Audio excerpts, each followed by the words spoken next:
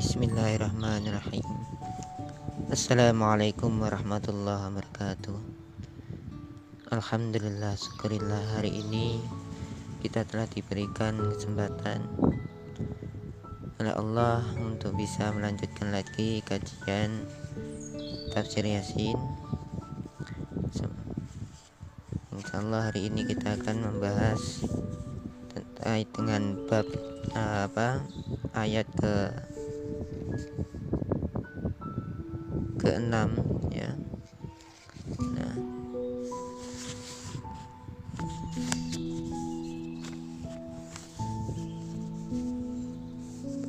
tapi sebelumnya mari kita tata niat kita ya untuk beribadah pada Allah, untuk menggapai ridhonya dengan melalui kajian tafsir Yasin ini. Dan selanjutnya mari kita bacakan Fatihah dengan harap agar pada kajian ini kita diberikan keberkahan juga kemanfaatan atas apa yang kita pelajari. Sallallahu hadratin Nabi Mustafa Muhammad sallallahu alaihi wasallam wa ala alihi wa ashabihi wa azwajihi wa dzurriyyatihi wa ansari wa ahli baitihi ajmain, wa khususan Syekh Mu'alif hadal kitab Syekh Hamam Izzadah rahimahullah ta'ala. Syekh lahumul Fatihah.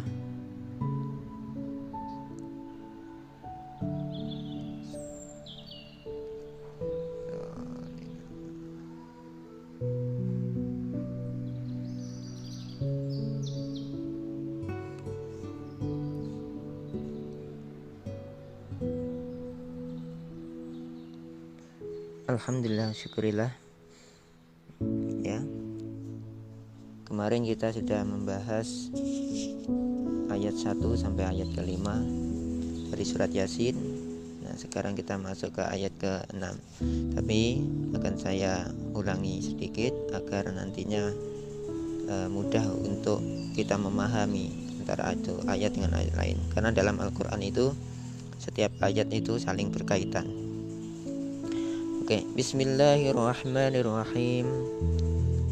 Yasin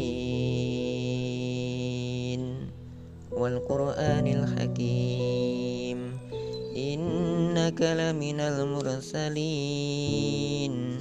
ala siratim mustaqim tanzilal azizir rahim litunzira qauman aba'uhum fahum ghafilun laqad haqqal qawlu ala aksarihim fahum la yu'minun. Nah, coba sekarang kita kaji dari ayat per ayat, mulai ayat pertama. Bismillahirrahmanirrahim. Yasin, wallahu a'lam bimuradi. Hakikatnya hanya Allah yang tahu maknanya. Hanya saja sebagian dari ulama ya berpegangan pada tafsirnya Ibnu Abbas bahwa Yasin artinya ya insan, wahai manusia. Yang dimaksud di situ ya Rasulullah SAW. Bacaannya ada yang membaca diidghamkan, ada pula yang diidhar, ada pula kemudian yang di situ dibaca matobi. Nah, ada yang membaca Yasin wal Qur'anil hakim, ada yang membaca Yasin ada yang membaca Yasin. Nah, jadi berbagai varian bacaan menurut qiraah sab'ah terkait dengan ayat pertama, yaitu surat Yasin ini. Akan tetapi kembali kepada sanad yang kita terima, saya pribadi menerima sanad dari guru saya, membacanya dengan idhar, ya, dengan qiraah Asyim.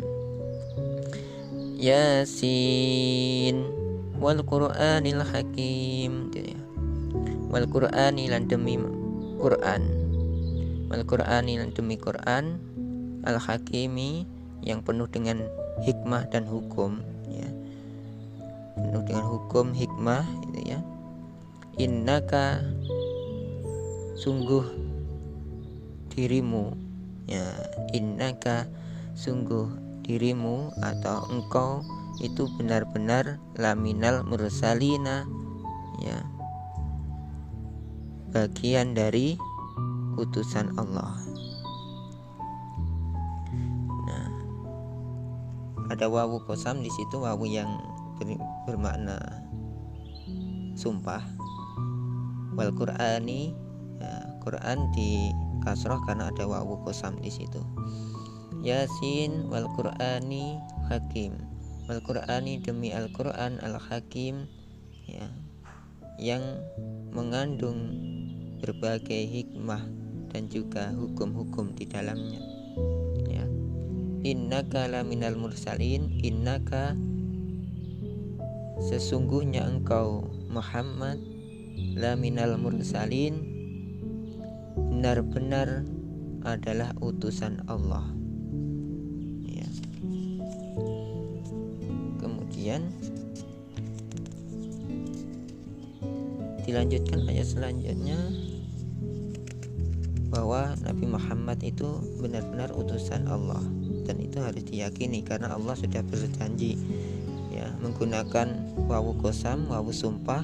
Allah benar-benar sumpah bahwa Kanjeng Nabi Muhammad SAW itu adalah utusan atau Rasul Allah.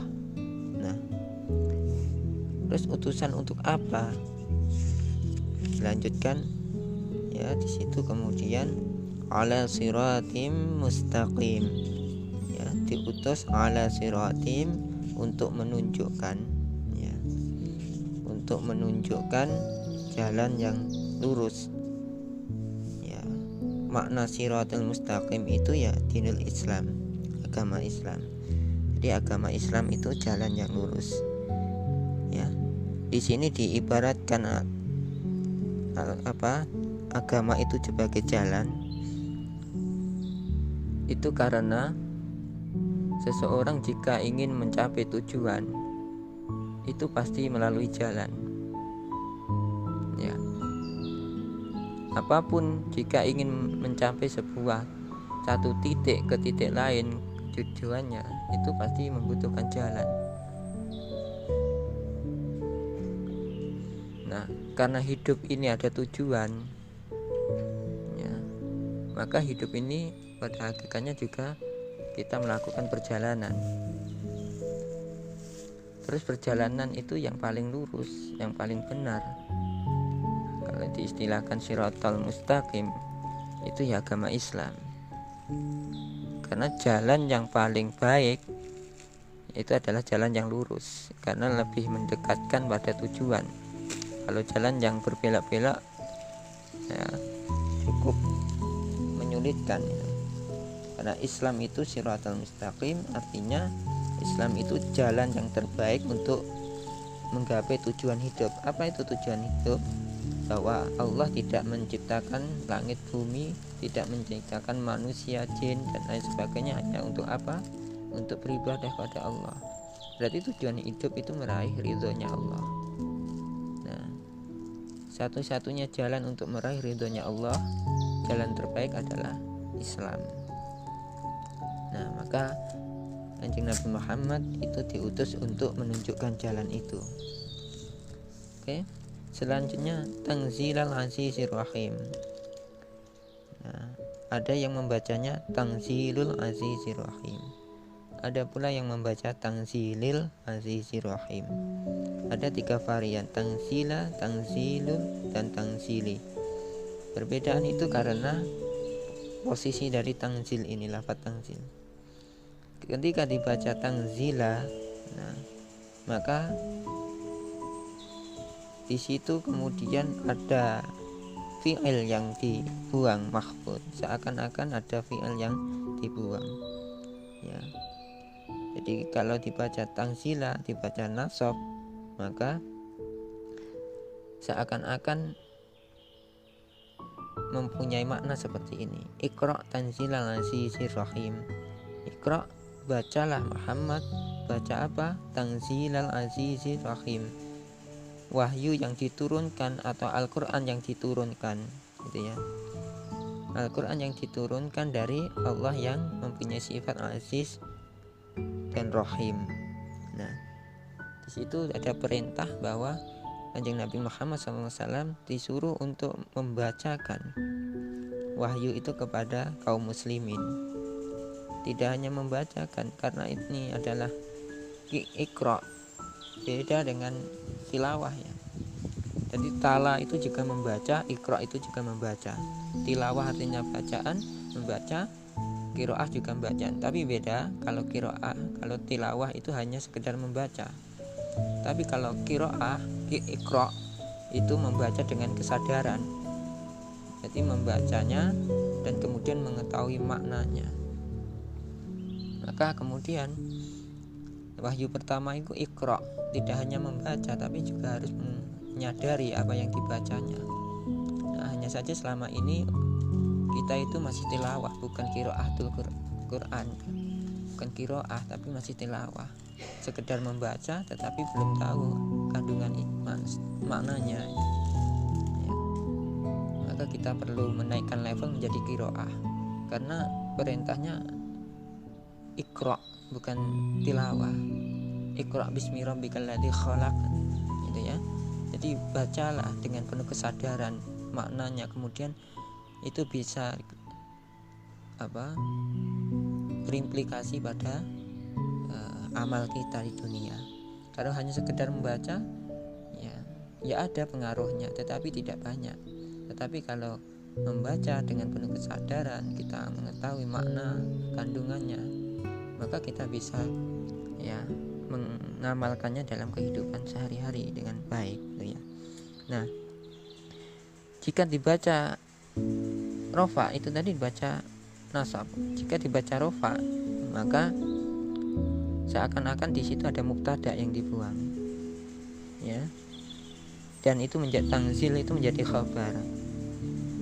Jadi kalau dibaca rofa, tangzilul azizir rahim, seakan-akan di dalam ayat itu tersimpan lafaz seperti ini, hadzal qur'anu munazzalun alaika, atau hadzal qur'anu tanzilun, gitu ya. Hadzal qur'anu tanzilun azizir rahim. Quran ini diturunkan dari Tuhan yang aziz dan rahim, gitu ya. Jadi seakan-akan di situ ada mubtada, yaitu hadzal Quran. Nah, kalau dibaca rofa. Kalau dibaca jer, berarti posisi tanzil itu menjadi badal dari lafaz wal qur'ani. Kalau wal qur'ani itu dibaca jer, kemudian badalnya adalah tanzil ini. Nah, itu varian, hanya sekedar kita mengetahuinya saja. Tapi dalam prakteknya, kalau kita membaca harus kembali kepada sanad keilmuan yang kita terima dari guru kita. Bagaimana jenengan mendapatkan itu dari guru jenengan dulu ketika belajar membaca Al-Quran, itu ya. Kemudian azizir rahim, litunzira qaumam ma unzira aba'uhum. Litunzira diturunkan untuk litunzira, ada lam di situ, lam taklil, lam yang menunjukkan alasan sesuatu amal, ya, di mana Allah menurunkan Al-Quran itu tujuannya apa? Di situ litunzira, untuk menjadi peringatan kauman, ya, peringatan kaum ma'unzira aba'uhum, yang dimana bapak-bapak mereka atau nenek moyang mereka belum pernah mendapatkan peringatan sama sekali.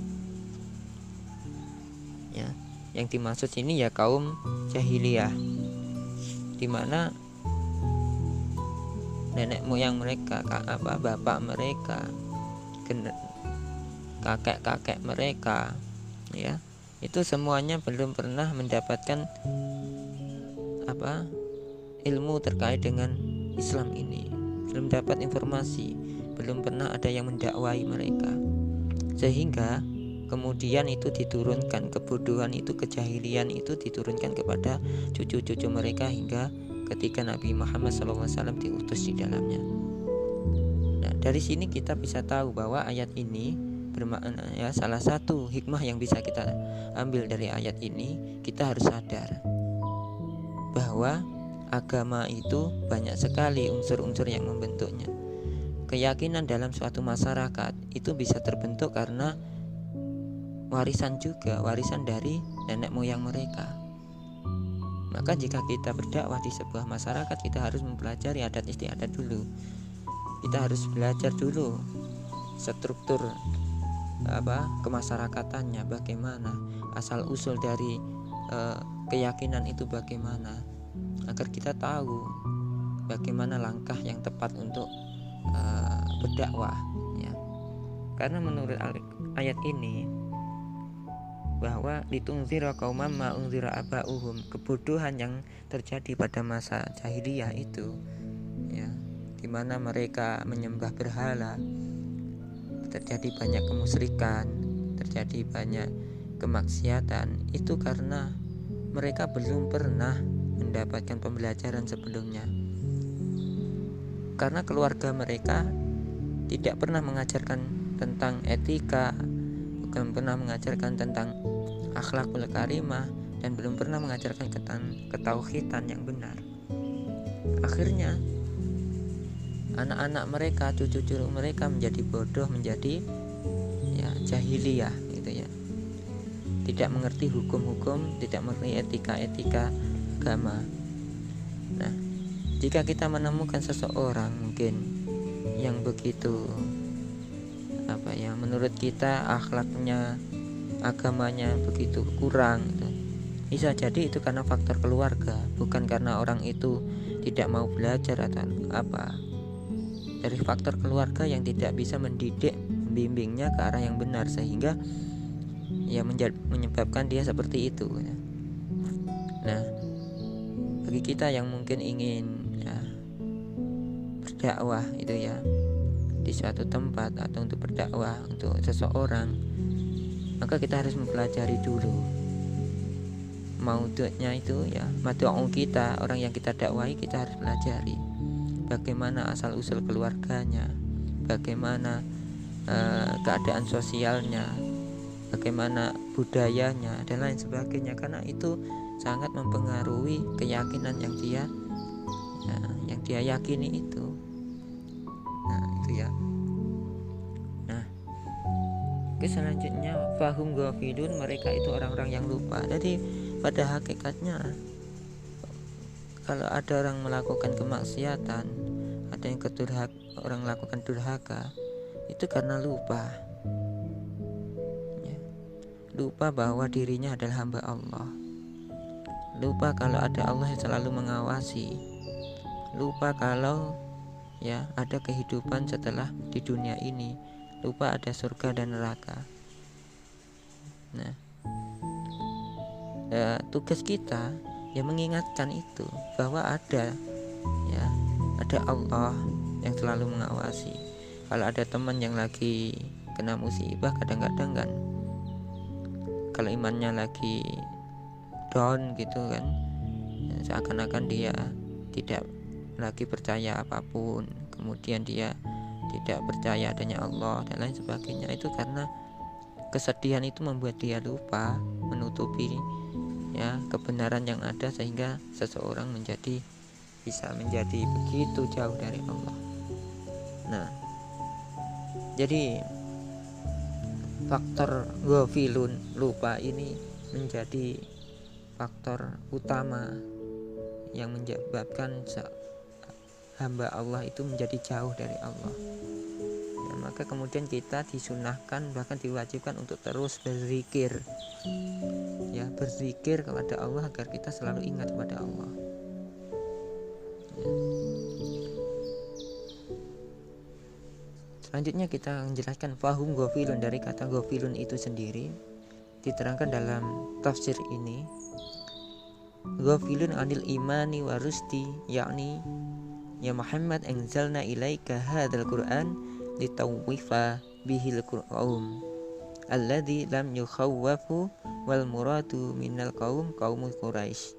Maksudnya fahum ghafilun, mereka itu lupa, anil imani wa rusdi, mereka itu lupa dari sisi keimanannya dan juga lupakan petunjuk Allah. Ya. Orang-orang jahiliyah itu ya, lupa. Kenapa lupa? Karena ya tidak ada yang mengajarkannya. Nah, kalau lupa masih alhamdulillah ya. Berarti kalau lupa masih ingat. Masalahnya kalau nggak tahu gimana gitu. Kalau lupa itu berarti punya keilmuan, punya pemahaman sebenarnya, cuma hanya lupa. Tapi kalau tidak tahu sama sekali gimana? Nah, jadi ada dua faktor mungkin. Yang pertama lupa, yang kedua memang tidak tahu. Tidak tahu caranya menyembah Allah, tidak tahu caranya berakidah itu bagaimana, tidak tahu. Makanya di situ kemudian Rasulullah diutus untuk mengajarkan agama Islam di tengah-tengah kehidupan mereka. Jadi karena ini sebagai pengajaran, maka etika kita juga tidak ya harus mengedepankan akhlakul karimah.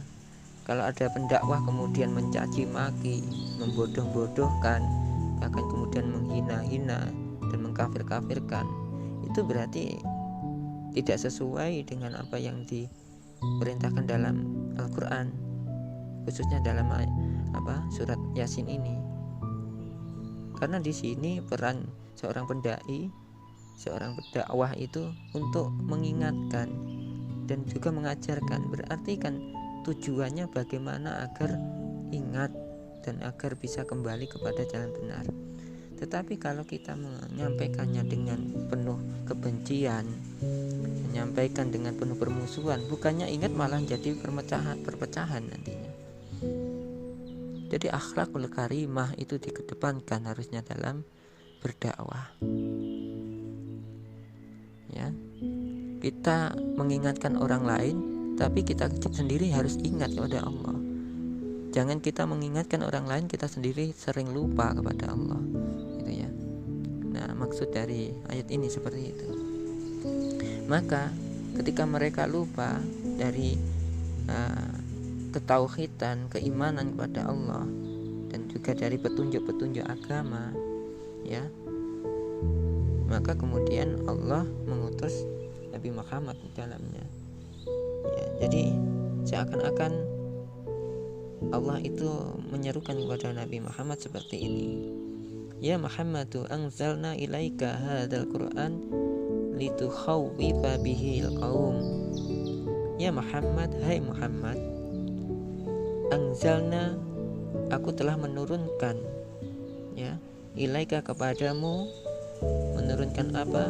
Hadzal Qur'ana, Quran ini, Quran ini, gitu ya. Aku telah menurunkan Quran ini kepadamu untuk apa?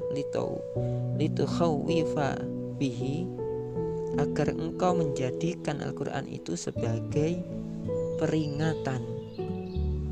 Untuk apa? Peringatan kepada al-qaumu, kepada kaum, ya, alladzina lam yukhawwafu, kaum yang alladzina lam yukhawwafu, yang belum pernah mendapatkan peringatan sebelumnya. Ya. Jadi dakwah yang baik itu ya dakwah kepada masyarakat yang memang masih jauh dari agama, seperti di pelosok, ya, yang dimana masyarakat itu di situ belum ada ulama. Dan ini juga, ayat ini juga menjadi petunjuk bagi kita bahwa sangat disunahkan, bahkan kalau bisa itu mendekati wajib untuk kita itu belajar ilmu kemudian mengamalkannya di tengah-tengah masyarakat dengan kita membangun lembaga pendidikan, membangun madrasah, membangun pesantren, membangun kajian-kajian, di mana itu semuanya menjadi media untuk dakwah di masyarakat, karena masyarakat membutuhkan semua itu. Mereka mengakui atau tidak, mereka sangat membutuhkan petunjuk, membutuhkan pembelajaran. Maka ini harus menjadi tujuan luhur, cita-cita luhur bagi setiap orang yang belajar ilmu, ya santri lah, mahasiswa, ya itu harus mempunyai cita-cita seperti itu. Bagaimana bisa mempelajari ilmu kalau bisa menguasai berbagai ilmu sehingga sangat alim, kemudian bisa mengamalkannya itu di tengah-tengah masyarakat dengan membangun pesantren, membangun majelis taklim. Tapi jangan diniati karena dunia, karena ingin populer, ingin kaya raya, ingin disanjung-sanjung. Jangan. Kalau itu dilakukan berarti ya kita menghina ilmu, menghina Allah sama sekali. Karena kita orientasinya bukan pada kebenaran tapi kepada harta benda. Tapi tujuannya apa? Untuk dakwah, untuk menggapai ridha Allah dengan menegakkan kalimat Allah, yaitu Islam itu. Dan diniatkan pula melanjutkan perjuangan para nabi dan para ulama.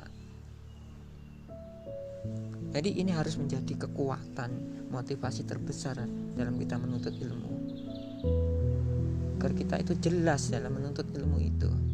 Karena kebanyakan dari kita itu ogah-ogahan, ya menuntut ilmu males. Kalau ingin menghafal saja sulit gitu ya, atau mungkin kita berangkat kuliah itu malas. Kenapa? Karena nggak ada tujuan itu mungkin. Kalaupun ada tujuan, tapi tujuan yang remeh, sehingga tidak membuat dirinya itu menjadi semangat. Maka tujuan yang terbaik ini adalah persiapkan.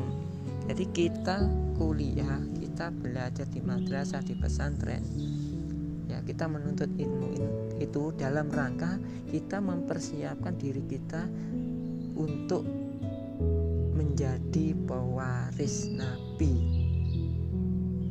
Ya, pewaris Nabi untuk apa? Untuk berdakwah di masyarakat, menyebarkan ilmu di masyarakat. Jadi kita butuh ilmu yang banyak, kita butuh persiapan yang kuat.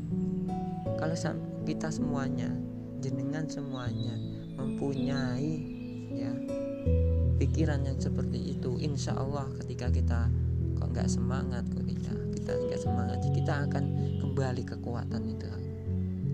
Kalau sekarang saya nggak hafal Al-Quran, kalau saya nggak hafal hadis, terus bagaimana cara saya nantinya berdakwah di masyarakat? Saya itu bodoh, ya, gitu ya. Kalau saya tidak berdakwah, terus nantinya saya di akhirat ditanya oleh Allah, kamu belajar untuk apa? Ya. Karena ketika kita belajar ilmu berarti kita mempunyai tanggung jawab untuk menyebarkannya dan mengamalkannya. Nah, menyebarkan ilmu, mengamalkan ilmu itu berarti kita harus mempunyai ilmu. Nah, kalau kemudian kita belajar, kita kuliah, kita belajar pesantren bertahun-tahun ya, tetapi kemudian kita tidak mendapatkan ilmu itu, berarti ya sama kita itu bercocok tanam ya, tetapi kita tidak pernah panen. Terus ngapain gitu ya. Nah, jadi harus dikembalikan semangat belajar itu gitu. Nah, itu hikmah-hikmah yang bisa kita ambil dari ayat ini gitu ya, bahwa Kanjeng Nabi Muhammad SAW itu diutus dengan membawa Al-Quran untuk memperingatkan masyarakat yang masyarakat itu lupa, masyarakat itu aslinya ya tidak tahu tentang kebenaran, dan itu masyarakat seperti itu terus ada hingga sekarang. Berarti kewajiban kita juga bagaimana memahami Al-Quran, memahami agama Islam ini dengan benar, dan kemudian kita berdakwah, menyebarkannya di masyarakat sebagaimana Allah mengutus Kanjeng Nabi. Juga sebagai itu pula tugas kita sekarang ini. Tapi kalau seperti itu kan kita butuh ilmu, butuh persiapan, ya. Maka saat inilah waktu kita untuk segera mempersiapkan diri itu. Ya. Oke. Selanjutnya, tadi maaf, kitabnya tertutup, jadi cari halamannya lagi sulit ini. Di mana ini ya? Alhamdulillah ketemu. Oke, kita lanjutkan ya.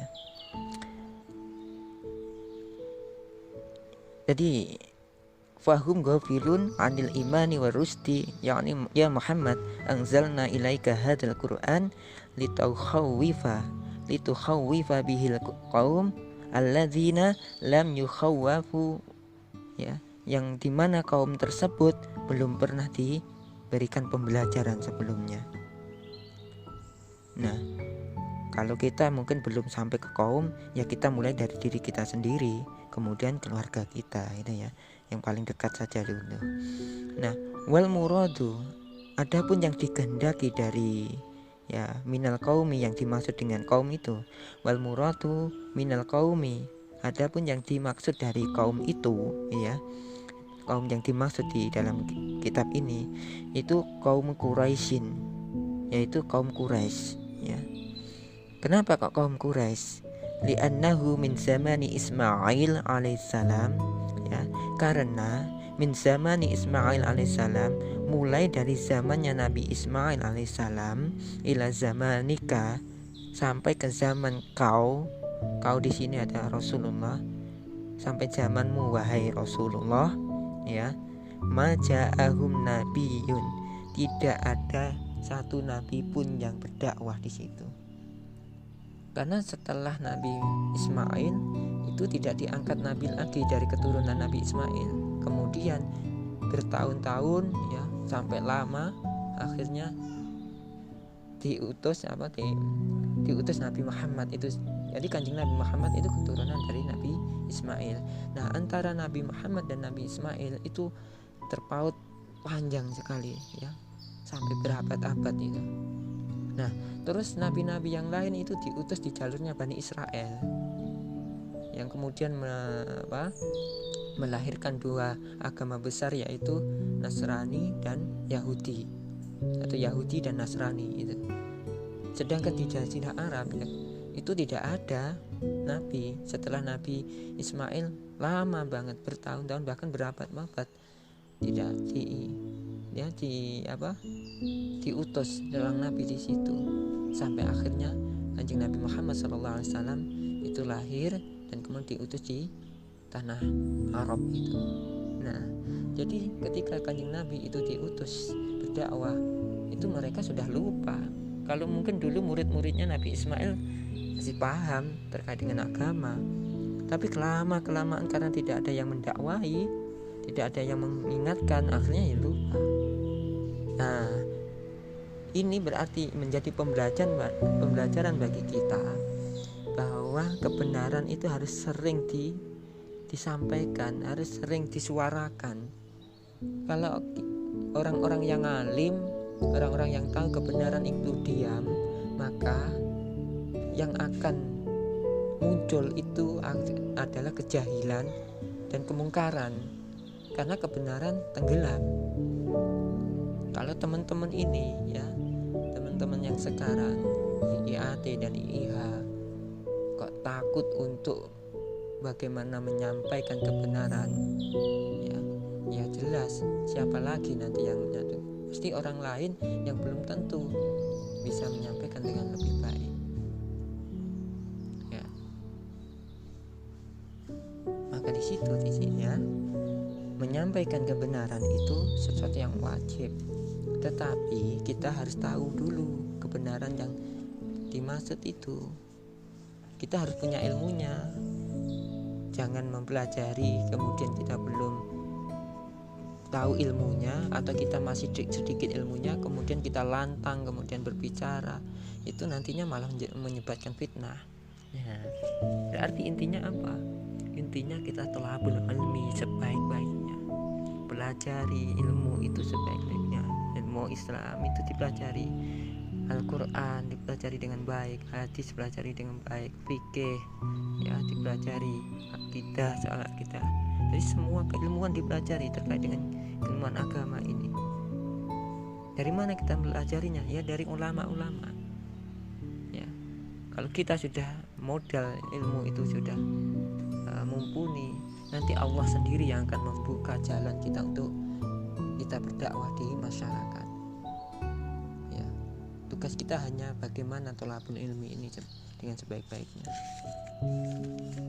Nah, kemudian wala mursal ya. Jadi wala mursal, tidak ada nabi, tidak ada utusan yang diutus ya pasca sepeninggal Nabi Ismail sampai pada Rasulullah SAW. Sehingga masyarakat Arab pada waktu itu jauh dari ajaran Islam karena ya sudah lupa. Nah, apakah Nabi Ismail sudah mengajarkan ajaran Islam? Itu masalahnya. Kan ajaran Islam itu yang membawa Kanjeng Nabi Muhammad SAW. Islam itu kan muncul karena Kanjeng Nabi Muhammad yang menyampaikan. Nah, kita harus pahami Islam dari sisi apa itu ya, dari sisi agama atau dari istilah, dari sisi istilah atau dari sisi makna lugawiyah gitu ya. Kalau dari sisi makna lugawi, Islam ini artinya berserah diri kepada Allah. Jadi lahir batin mengikuti perintah Allah, menjauhi larangan Allah. Itu Islam. Ya. Kalau ada ya, karena Islam itu artinya kan tunduk. Nah, maka kemudian ajaran itu tunduk itu kepada Allah, itu berarti sudah ada mulai Nabi Adam diciptakan, karena Nabi Adam sendiri ya Islam, tunduk kepada Allah. Dan semua ajaran Nabi seperti itu, tunduk kepada Allah.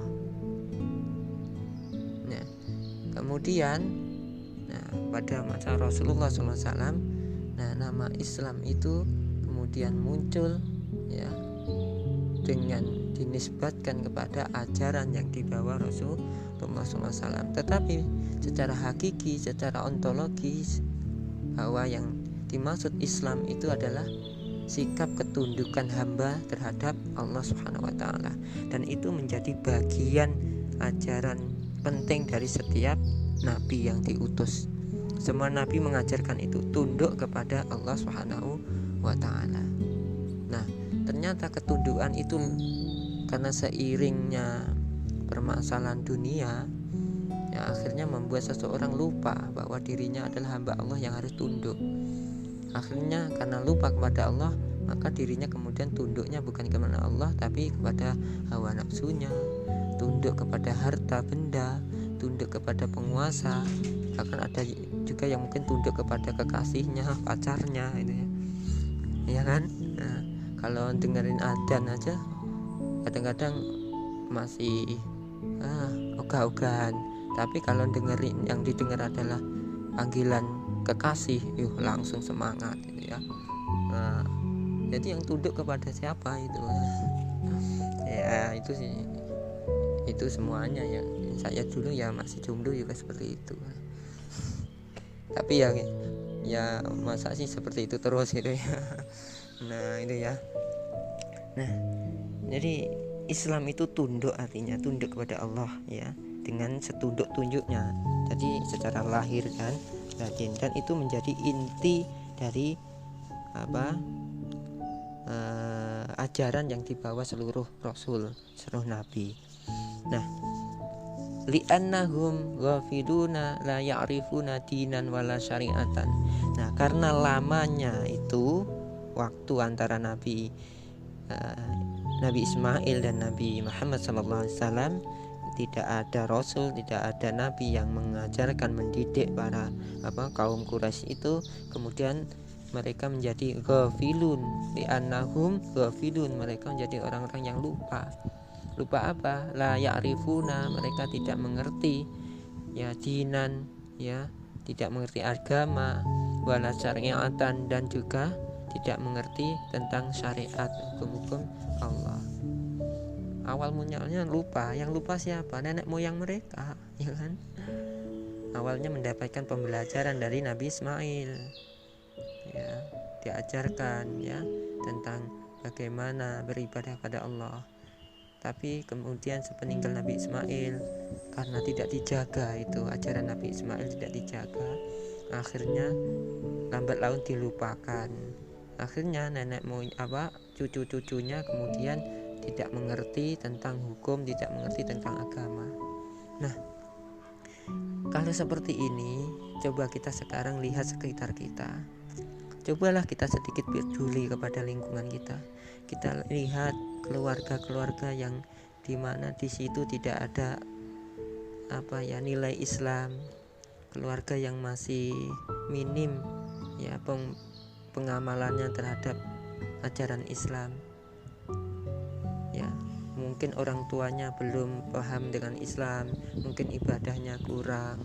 Nah, itu nanti yang menjadi korban adalah cucu-cucu mereka, anak-anak mereka.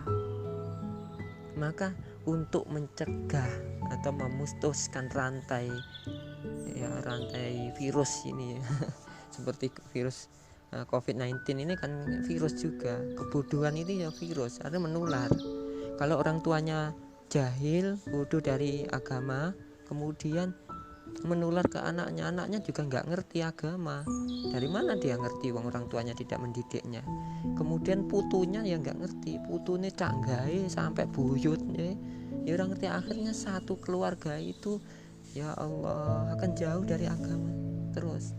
Maka kewajiban kita harus menyelamatkan keluarga itu dengan apa? Memutus rantai kebodohan itu dengan mendirikan TPQ lah, ya, ngajarin anak-anaknya yang kecilnya, diajarin ngaji, ya, diajarin membaca Al-Quran, diajarin memahami Al-Quran, memahami sunnah Nabi, memahami agama, diajarin mencintai para ulama, mencintai para habaib, ya gitu kan. Agar kenapa rantai kebodohan ini tidak terus sampai kepada cucu-cucu mereka.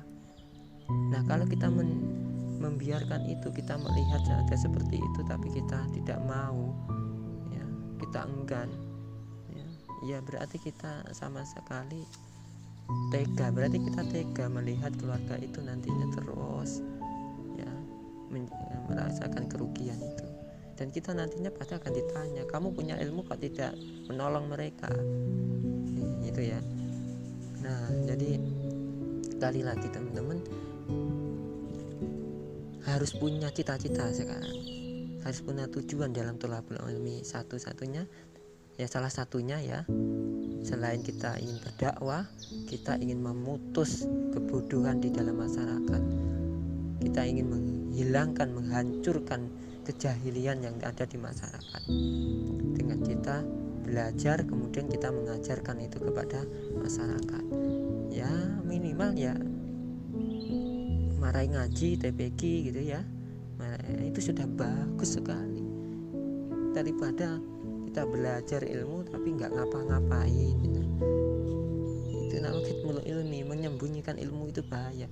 Iya, menyembunyikan ilmu itu mending karena punya ilmu daripada nggak punya ilmu sama sekali, ya lebih parah itu nantinya. Jadi belajarlah yang giat, ya, kesempatan muda itu digunakan untuk sebaik-baiknya untuk thalabul ilmi.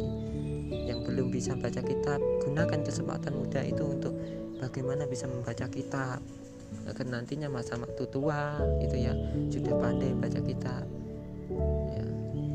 Atau yang mungkin ya yang sekarang lagi menghafal, ayo semangat dong ya, menghafal Al-Quran, menghafal hadis, karena itu nantinya sangat dibutuhkan ketika kita sudah bermasyarakat, gitu ya. Nah, kita itu loh ya pewaris Nabi, itu bukan hal yang remeh loh.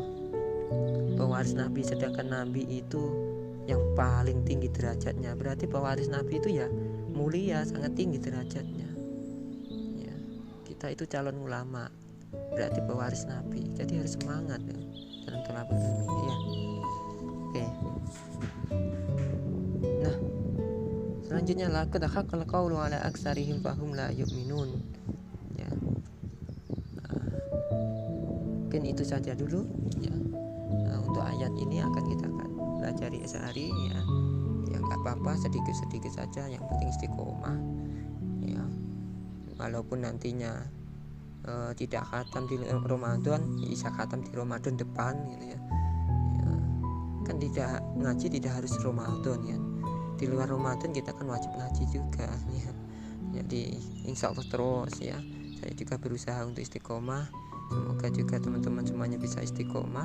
Jadi kita bisa belajar bareng-bareng, menggapai ridha Allah bareng-bareng ya, dan mendapatkan manfaat ini juga bareng-bareng ya. Kan indah kalau seperti itu ya.